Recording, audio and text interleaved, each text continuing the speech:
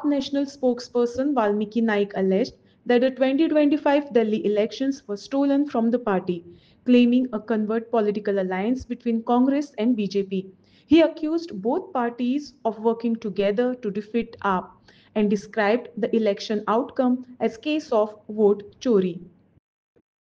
काँग्रेस पार्टीचे दिल्लीचे प्रदेश अध्यक्ष मिस्टर देवेंद्र यादव आणि एका इंटरव्यूआन तो ओपनली एडमिट करता की ह्या इलेक्शनान तांकां फक्त आम आदमी पार्टीक हरोवपाचें आशिल्लें आनी कशें हरयतले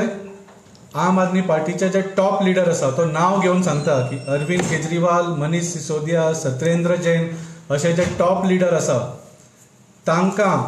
तांचेर सामको घेराव घालून तांकां कशें हरोवपाचें ही स्ट्रॅटेजी आमची जाली म्हणून आनी ही स्ट्रॅटेजी कोणें केली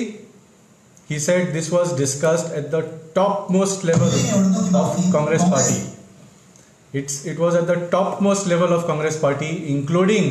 ज्या CEC मिटिंगेन राहुल गांधी जी आशिल्ले आनी मल्लिकार्जुन खारगे जी आशिल्ले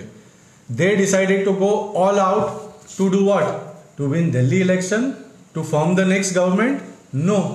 they wanted to only go all out to defeat Aam Aadmi Party and its top leaders in this Delhi election. तो इंटरव्यू घेता तो तांकां विचारता हे तुमी